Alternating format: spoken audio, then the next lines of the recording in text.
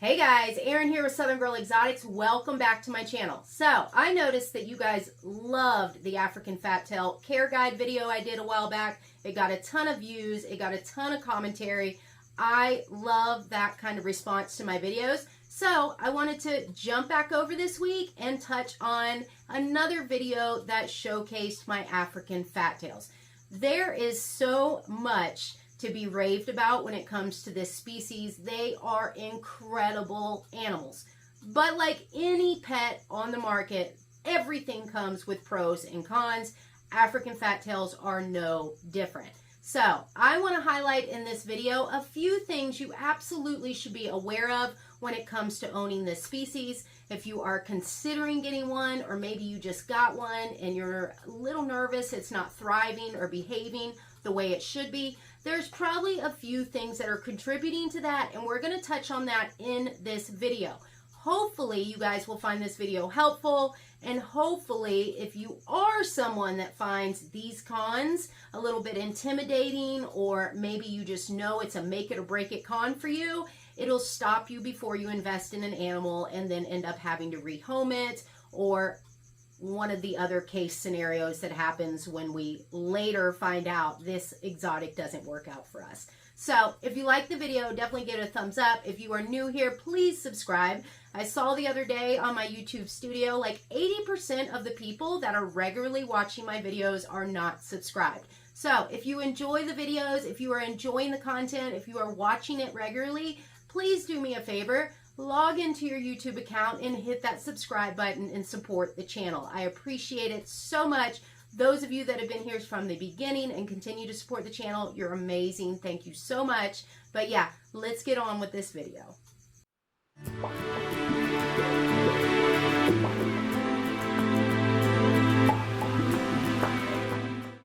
Alright, so you probably know, if you've watched all my other videos, that I have been keeping African fat tails for about 7 years now. They were the first exotic that I ever bred. They will always have a place in our home, whether that's me continuing to breed them or me just keeping them as pets, because they're that amazing. There are so many things I could say about why these guys make incredible pets. And just to touch on a few is going to be like their behavior and demeanor. Their entire personalities are just these docile, really sweet, really calm-natured animals. That makes them almost ideal for any household, any age, any skill level. It just makes them a really ideal pet for a lot of scenarios. Next is going to be the handling aspect. They are so easy to handle. They're very, very slow moving and intentional in their movements. So it's not very often you have to worry about them like scooting off real fast and running and making the whole experience very anxiety, really. And I think that makes them incredible for handling. They are one of my go-to pets when I have my daycare kids in here or my own kids. Just anybody in general that is young and small and wants to handle an exotic. These are really my go-to because they are so perfect for it. Also, they're really easy to care for. Once you get the gist of just reptile keeping and husbandry in general, how heat works, how humidity works, what their diet is, after that, it really is a breeze. So, hands down, probably have a ton of other things I can name on why they are amazing pets. But that's not what this video is about. This video is about what we need to focus on that makes them a little more difficult of a pet for some, and maybe an absolute make it or break it situation for you. All right, so con number one, and it's really a myth buster with a cliche that we like to use with our better husbandry ideas, and that is bigger is always better. I think that is a very catchy slogan. I think it is accurate in most situations, even with this species, but we have seen it time and time again that in certain individuals, bigger is not always better with African fat tails. Now, I've said this in a previous video. I hand built this rack to fit 40 quart, 35 or 40 quart tubs. They are the equivalent of a 20-gallon in floor space. I personally think it's important that my African fat tails have enough space to live comfortably, regardless if I'm breeding them, and if I needed to downsize to make sure I can guarantee space for them, that's what I did, and that's what I'm always going to do.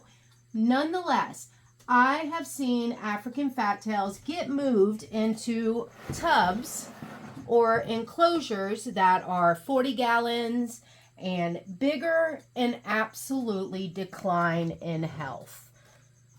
African fat tails can very quickly get overwhelmed with bigger spaces. Not all of them. Some of them will do wonderful in bigger spaces. If you are going to put them in bigger spaces, it's even best if you do the size up method.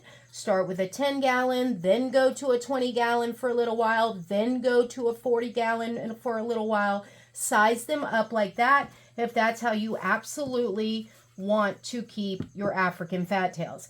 But if you have gotten a new African fat tail and you have noticed that it never comes out, it's not eating, it's not thriving, that is one factor that absolutely could be playing a part in it if your tank is too big and you did not do the size up method. So let me be clear on that so that the Better Husbandry Police doesn't come for me in this video.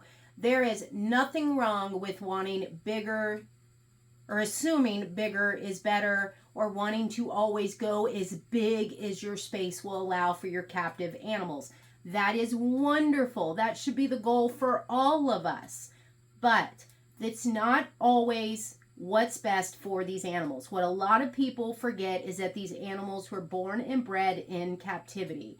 Your African fat tail absolutely deserves to have space. It can move around. I'm not saying keep it in a little 6-quart tub where it's only got a hide and that's as far as it can go.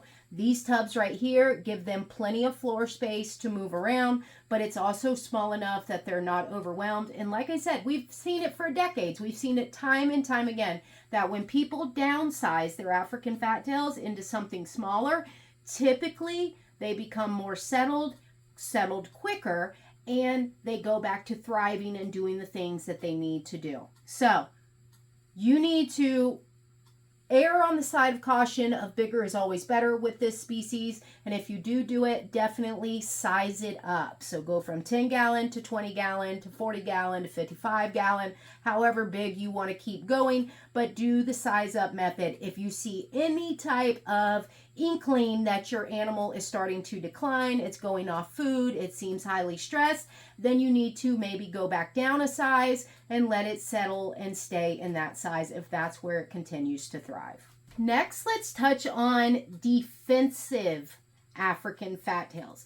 These animals are notorious for being amazing docile animals. However, in my experience, you can come across some crazy ones. And I'm not talking about hatchlings. Hatchlings are totally different of any species you're talking about because hatchlings are always going to be defensive and scared. They're this big and they're just terrified. I'm talking about adults. When you come across a defensive African fat tail, it literally can be intimidating and it can be a very make it or break it for some people, especially if you are not comfortable handling aggressive and defensive species. I don't typically like handling exotics that are known to be defensive or aggressive. The majority of them will just hiss and usually fake bite you, bluff bite you, or strike you. And it's not a huge deal. However, they can give pretty good bites. The majority of the bites I've had are pretty superficial, but I've had one or two that have broken the skin and been pretty gnarly, and I have seen a few pretty gnarly bites on some other keepers that have shared over the years. But you need to keep that in consideration. Like any species, there are going to be the individuals, and those individuals of African fat tails absolutely can be pretty nuts if they are defensive and ugly. Now, there are a few ways around that. One, I would definitely, if you're buying online, make sure that you are asking the breeder how the animal's behavior is. And hopefully you'll be able to take their word for it and they won't just lie to you to make a sale. And if you are at a show, definitely ask to hold your African fat tail that you are considering getting so that you can kind of feel out its behavior. Now keep in mind, usually they're cold at shows. So with them being more chilly, they're going to be more tired and just less likely to want to bite or huff up. But nonetheless, it's worth it to, if you can, hold or have the breeder hold the animal for you so you can kind of see what its personality is like before you buy it, buy it, and that may help you before you get it home and realize that you have a very cranky lizard that is most likely going to be a hassle to handle and work with in the future. All right, next up, number 3. This is a very shy species. So if you are wanting a species of gecko that you are going to regularly see out and about, even at dusk at dawn, before you go to bed or right when you wake up, this likely is not going to be the right pet for you. I rarely see my African fat tails. Now keep in mind, I have been keeping African fat tails, like I said, almost 7 years now. They have not always been in tubs. I have had some in enclosures, 40 gallons, 20 gallons. I've had 10 gallons spread up all over the room. When I first started breeding them, I didn't even have racks for any of them. So all the babies were in 10 gallons. I had tons of 10-gallon tanks everywhere. So I have done tanks, racks, everything.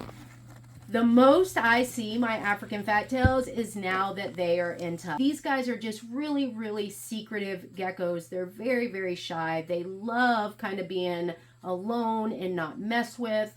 And so that is really going to be an issue for somebody that wants a pet that they're going to see out at night. They literally put the in nocturnal. All right, number 4, and this is pretty important that not a lot of people emphasize. These are easily stressed animals. While they are also very calm, they come across as not having a lot of anxiety, they absolutely can be easily stressed. And when they get overly stressed, they quickly can go off food and go downhill, get parasite influx in their gut. There's just a ton of things that go wrong with these guys if they are overly stressed. And that kind of contradicts them being so great for handling. However, there are ways around that. Because they love being in little cubby holes and hidden, a lot of times you can kind of condition them over time to do a few minutes of handling, but they will most likely, because they love the warmth on your hands or your body, they will most likely, if you cover them up, go to sleep on your chest, on your stomach, beside you in a blanket. They're notorious for doing that as well.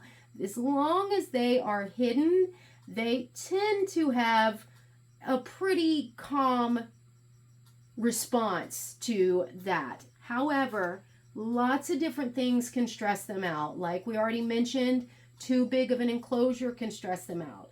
Overhead lights, if they are, which most of them have most likely been raised in tubs until they came to your home, or have used some type of heat mat for heat. So a lot of people get the one African fat tail. You've got a lot of space that you can set it up with overhead lighting, and it becomes very overwhelming for that animal.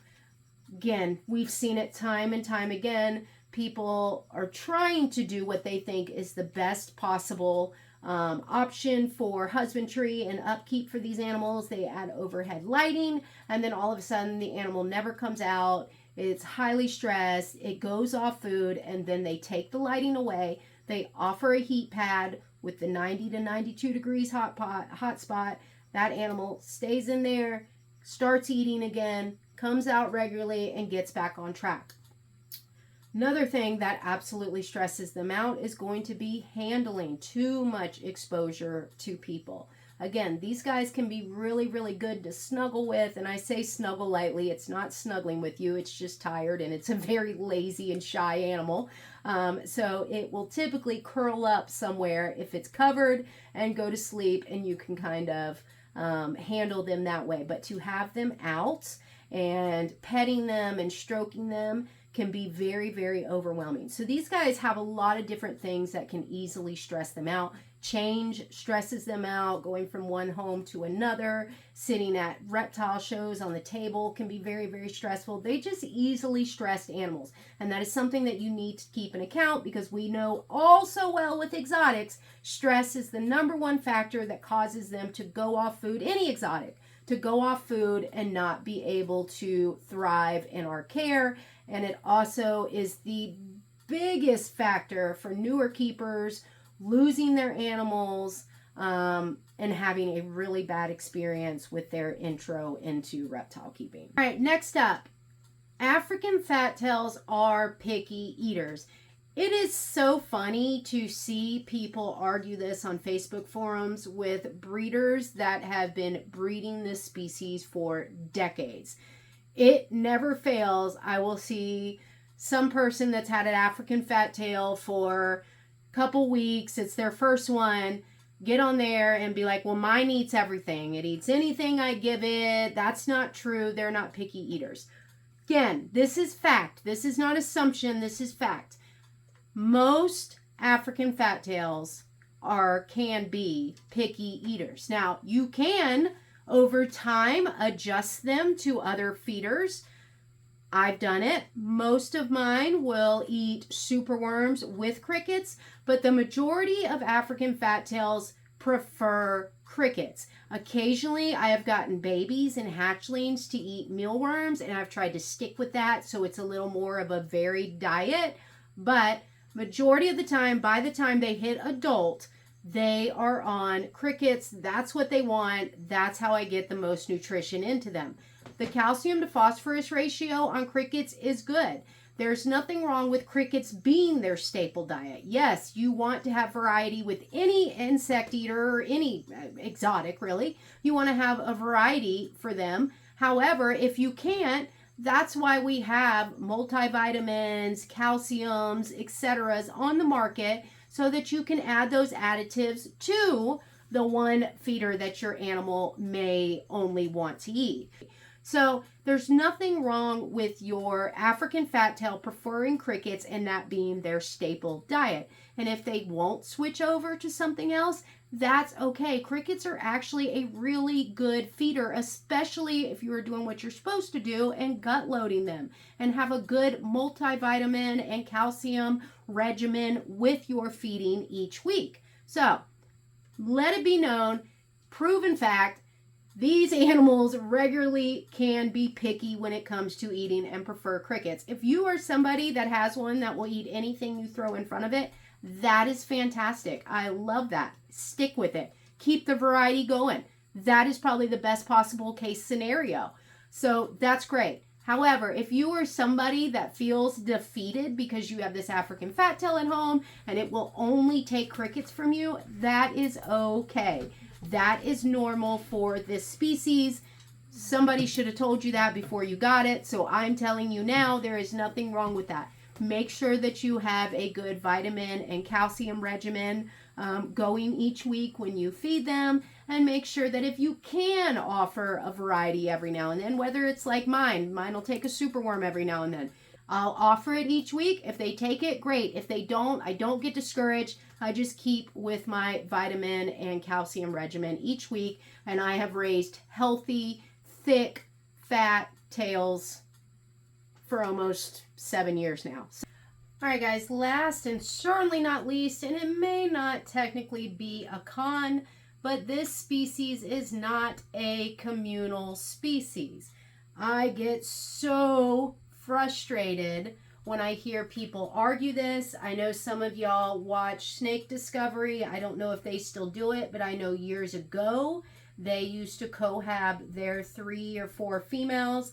I can tell you from experience that is a nightmare waiting to happen. And I'm not going to give you some BS that one will kill the other and all that. That is typically not what's going to happen. It can happen. They can seriously hurt each other if they wanted to. Definitely lose some tails. However, what typically happens is they get so stressed, they become incredibly sick, they lose tons of weight. You're going to have to get antibiotics and vet care to undo what you have done by cohabing them. And it can be an absolute nightmare, regardless if you get vet care or not. But if you don't, you most likely will lose your African fat tail, if not African fat tails, plural, that you put together. Even male and female, when we breed them, they are together until they lock, maybe an hour at most if I don't see them lock right away, and then they separate. We try them later down the road if they didn't lock. I do not keep them together for any length of time. This plays into them being shy, being timid. They do not do well with other friends in their enclosures. There is nothing that has been shown that these guys live together out in the wild. There is nothing that has been proven that benefits them in captivity to be put together. So if you decide to take that risk, not only is it incredibly dumb and incredibly stressful for your animal, there is absolutely no benefit that comes from it besides for you to have more animals that take up less space. That is the only pro to cohabbing African fat tails. No other benefit comes from it. So I want to beat that into the stone in this video. This is not a communal species. They do not need friends. You should not cohabitate them. All right, guys, so that is the 5, maybe that was 6 things that you absolutely need to know before you invest in one of these amazing little creatures. Again, if I did a pros video, we could probably come up with hundreds of pros to keeping these and what make them such fabulous pets. I named a few in the beginning of the video that for me are just make it or break it things that I want any pet to have, and they check all those boxes. But absolutely, there are some things that we need to be aware of anytime we are investing in a new pet. Keep in mind, these animals are lifelong commitments. They are not just animals that are going to die in a couple years. You can have these bad boys up to 20 to 30 years. So it's super, super important you're doing all of your research and you fully understand what you're getting yourself into, as well as always looking at any possible cons that may come with the territory of owning one of these guys. So I hope you guys enjoyed the video. I hope you learned a little something. Maybe you guys already knew all this, and that's okay too. It's still fun to put it out there and share the knowledge, the wealth with everybody. Definitely comment down below if you have any other pros or cons that you think go along with this species that potential owners, keepers should keep in mind. Remember, please subscribe if you are new here, or even if you're not new here, but you keep watching the content. Are you all in my necklace? And you keep watching the content, please subscribe to the channel, support the channel. I appreciate it so much. Also, don't forget, I am still running the Show and Love Big Breeder giveaway on my Instagram. We've already had 3 of the 10 giveaways pick their winners. I've got 4 running. We've got another 3 dropping, including mine. In 2 more weeks, my portion of the giveaway will be dropping, and I will have 3 winners for mine. So head over to my Instagram, Southern_girl, GURL_exotics, and watch the videos that are pinned to my page, as well as in my story highlight that says giveaway. It'll show you all the giveaways that are currently running that you can get entered in to win a bunch of fun animals, gift cards, gift certs. So much fun stuff is being given away. But we've only got about 3 more giveaways of the 10 dropping, and you only have a couple weeks left on some of the early giveaways before winners will be picked. So head over to my Instagram, make sure you're following me. If you have any questions on the giveaways, you can always reach out. But it's free stuff, free animals, free gift cards, free gift certs to businesses. You can't go wrong, and you're supporting a lot of amazing breeders. So thumbs up the video if you enjoyed it. Definitely subscribe. I hope you guys have an amazing week. Hope everybody had a great Easter, and I will see y'all next week.